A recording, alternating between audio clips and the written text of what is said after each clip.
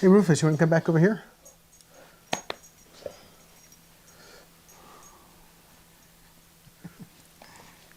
Hey friends, you're watching Brainstorm Acres. I'm Henry. And I'm Irene.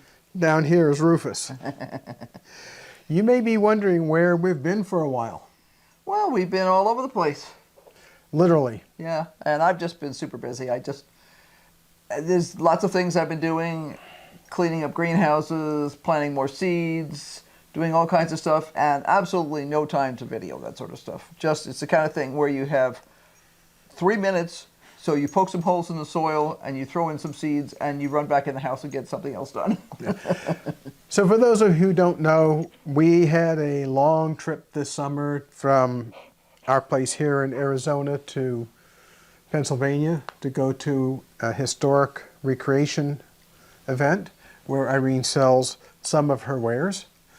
And for the first time in many years, we had no problems with the truck once we left home. Well, more or less. Right. The air conditioner worked as well as it's going to work. Basically, when it's 105 degrees outside, or more actually. Well, that's the normal air temperature, and the pavement's 140. The air conditioner makes you more comfortable, but it doesn't keep it. You're not going to get cold. Let's put it that way. It's definitely not a refrigerator. Right. It does well, except when we're driving right straight into the sun and it's hot outside. Yeah. It's a giant solar thing. So it's like, okay, you're not going to be able to keep up with it. But it was infinitely better than it was last year. Or the previous time. Or the previous year. The roads were totally a piece of crap this summer. They were just in terrible condition. Mostly. Yeah, most of them completely. Not completely, right. They're just really rough. Some of them are under construction. Some of them need to be under construction. Basically, the American highway system just really needs a lot of heavy-duty work. And the fact that we've had extremely difficult weather the last couple of years means that I'm sure some of the repair projects they intended to do were set aside for emergency repairs instead. So when you have a culvert washout or a bridge washout, you no longer think about making a road pretty. You just worry about whether they can get the other road opened. So yeah, the truck did very, very well. Mm-hmm. Now, 2 days before we were set to leave, I had a tire that went out on the truck, so right. I had to go replace that, which was a half a day. Right, but we knew there was something wrong for a while. He'd been delaying, and then it was a matter of finding the time, and then the tire comes in and all that sort of stuff. So that was taken care of in a timely fashion. Instead of costing us $1,000 on the side of the road, it merely cost us a few $100s at a truck location, which is a much improved situation. And I bought a new windshield for the truck, and unfortunately, well, we have a problem here, and I don't get it. It seems like 90% of the windshields that you get in come in damaged. Every single windshield I've bought for that truck the past 4 times has had scratches on it. And unfortunately, they always schedule it, and the glass just comes in, and it'll take them a week or 2 to get a replacement piece of glass. And we don't have time for that. So he went and got the glass replaced because the other windshield was really badly cracked. And it took less than 24 hours for the new windshield to crack. And it wasn't even getting hit with something. No, there was no stone damage, no gravel, no Nothing. Bird strikes. Nothing. No insects, none of that stuff. Well, there were bugs, but small stuff that's not going to do any damage. It started to crack from the edge and go in, which is something I've never seen it do before. So we suspect there was a small chip on the edge of the windshield when it was installed, and proved that. So I don't know. We'll have to get it replaced again at some point. I'm not in a hot hurry at this moment. It's damaged, but unless you're looking closely, you don't tend to notice it. You'll see it in the movies that we did, the videos that we did on the trip, and if you watch it really carefully, you could probably graph the increase in the length of the crack, but it's not in danger of falling apart. If someone says anything to us about it, we'll say, "Oh my, that must have just happened. That wasn't there you know, and we'll get it fixed. But It's a $400 windshield Yeah. every time we replace it. And Yeah. unfortunately, because the insurance company won't insure that vehicle as other than a commercial vehicle, there's no glass replacement insurance for the truck. So I really don't like the idea of having to replace a windshield every single year. That's $400 or more yeah, to get the truck roadworthy. And the problem is there are states we drive through that if they see a crack, some of them will make you park the truck until you can get it fixed. well, usually it's you get what they call a fix-it ticket, which just means that you have to have it fixed within a specific amount of time. It's all at the discretion of the police officer. So if you get a cop who's had a bad week or hasn't had a good week, he might be taking out on you, shall we say. There's been some wonderful conversations about that on some of the lawyer YouTube things we watched lately about cops getting in trouble for things. You know, the like thing is, I really don't want to be running the risk of having a good or happy police officer or an unhappy police officer. So I'm going to try something. I hope that the product comes in before we leave, because we'll be leaving again in several weeks, and we'll be driving through California, and California is can be one, pickier. is Now one of the worst. We're not going through the LA area. That is the biggest pain in the guess where area to be in.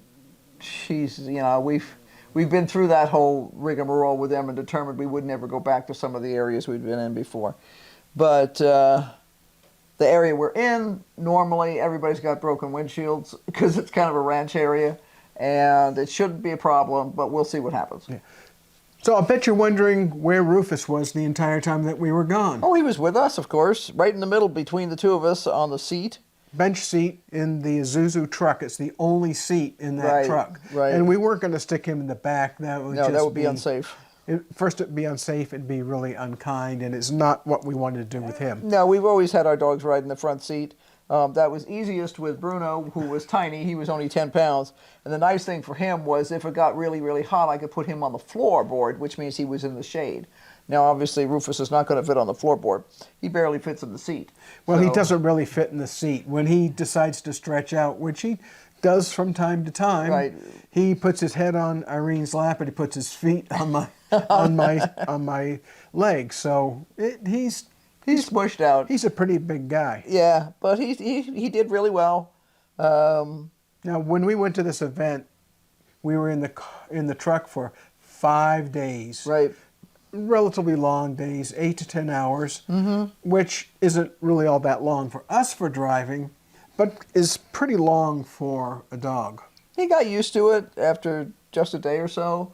I had booties with me because the big concern is stopping at some of the truck stops. If the pavement is really hot, you can burn their feet. And also, to be honest, a lot of the truck stops historically have had a lot of broken glass and crap on the ground. So I would just put his booties on before we would get out of the truck, and then he could run around and not have to worry about cutting his feet or burning them. So that worked really well. He got used to it after the first couple of times. I know you guys have, if you've been watching the videos, you've seen us practice. Yeah, they always walk like they've got moon boots or something on when they first try them on. But he got used to it really quickly. Could have cared less after the first 1 or 2 times we did it. And he was just like, oh, when we stop, Mom's going to put this junk on my feet. I'm going to run around, do my business, and then we're going to get back in the truck. So he got used to that. He got used to the same way Jack and Bruno had of asking for a drink of water by nosing towards the bowl that we keep on the dashboard. We have a flat piece of board that's stuck there with industrial strength Velcro, and there's a water bowl that's got a rubber bottom to it, so that sometimes it will splash, but it doesn't slosh off. It doesn't fall off the dashboard. And he just would ask for water, same as he would at home. And we were just careful to meter out his food and keep track. Every morning I would have his food metered out for the day, so I would know how much he'd eaten that day and that sort of thing. So it worked out fine. Worked very, very well. Yeah. He did great in the hotels where we stopped. The only trouble we had was the one hotel where we lost power. Well, okay, so the truck did fabulous this summer. Hotels, not so much. It was like, okay, what's going to be broken in the next one? It's like, we reported broken or non-functional or something things to virtually, I think there were 2 hotels we didn't have to report anything to. And that's out of 12 days or 13 days of being in hotels. Yeah, yeah. You would think that somebody would be doing their maintenance, but it's obvious that some of the hotels, they simply haven't made the investment to keep the stuff up to standard, because I would say maybe 5 years ago, when we'd be traveling, we were seeing more and more places installing special outlets so that when you came in with your cell phone and this and that, and all the different media things that everybody seems to own, you would have all these USB ports so that you could charge your stuff. Yeah, not so much. Not anymore. So either now we've stayed at these hotels before, so I think what happened is those things broke because they were temporary installations and they didn't replace them. Now the newer hotels a lot of times will have built-in USB charging ports and stuff in the furniture. But of course we've been to plenty of those that didn't work either. So fortunately what I do is I carry an extension cord that's got a cube on the end of it that has 3 regular 3-prong electrical sockets plus a line of 3 USB charging ports. So between all of that, we can, if we can find one, all we need to do is find one outlet that works, and we can charge pretty much everything we need to in one night. So we had one hotel that only one elevator worked in, and the desk staff was abysmal. Useless.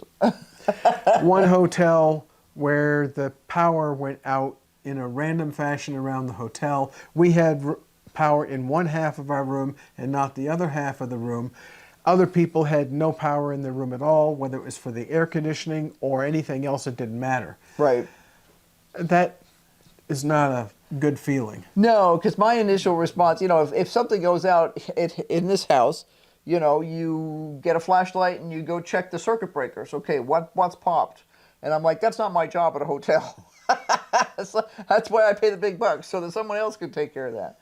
But apparently it's an ongoing problem at a couple of the hotels we stayed at, and it has to do with having had an incompetent individual do the initial electrical work. Yeah, so I can't figure out how these hotels got the clearance on their wiring, because you just look at some of it that's in their chases and it's not installed to any kind of code. Yeah, yeah. So,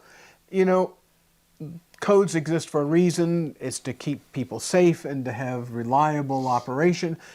And when you don't follow the code, you kind of get what you didn't pay for. Right, right. The problem we had at the hotel where we had half a room with power, we were lucky our air conditioner worked because that was on the side of the room that had power. And it was a hot day. And it was a hot day, so thank heavens we at least had AC. It was kind of an annoyance to switch everything to, you have to find plugs that work and all that kind of thing. We discovered that Rufus couldn't walk down the stairs correctly.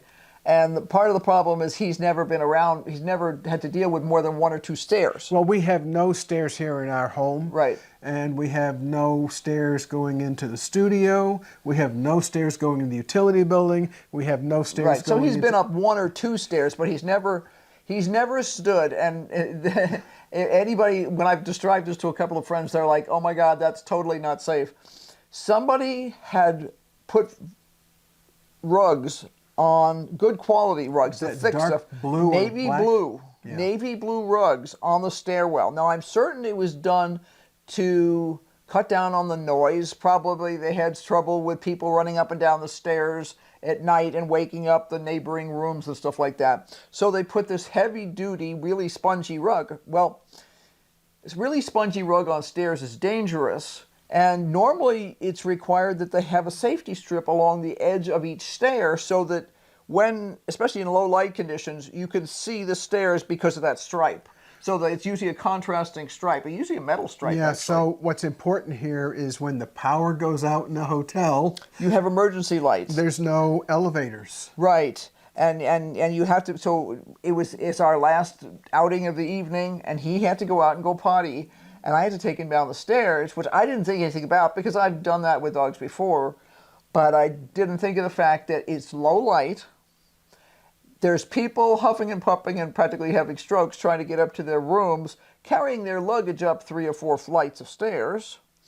It's a solid sheet of navy blue. You can't see where one step starts and another step begins and ends and all that sort of stuff. So to a dog who's never seen anything like that, all he saw was a sea of blue and Mom was trying to walk him off the edge of a cliff. Yeah.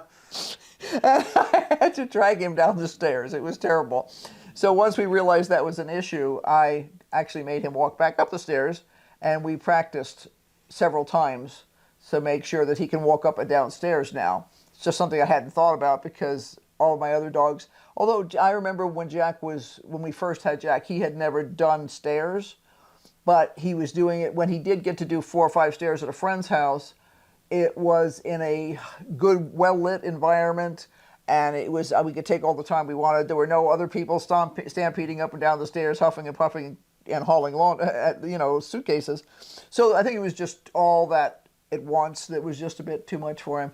We practiced. He can now go up and down stairs just fine. It doesn't bother him anymore. But I didn't like those stairs because with no edge strips on the steps, it was hard to see where one step started and the next one ended. And we'll talk about why that was in particular for Irene in the next show, because I think we're going to cut it right here and tell you some more later on this week. Right. So don't forget to hit like, subscribe, and ring the bell for notifications if the notifications actually work. Right. So you don't want to miss anything that we're putting on our channel. We haven't been getting notifications on some of the channels that we normally watch, so if we haven't said anything to you, we're not ignoring you. We probably just haven't had a chance to run down our list of everybody we're trying to talk to lately.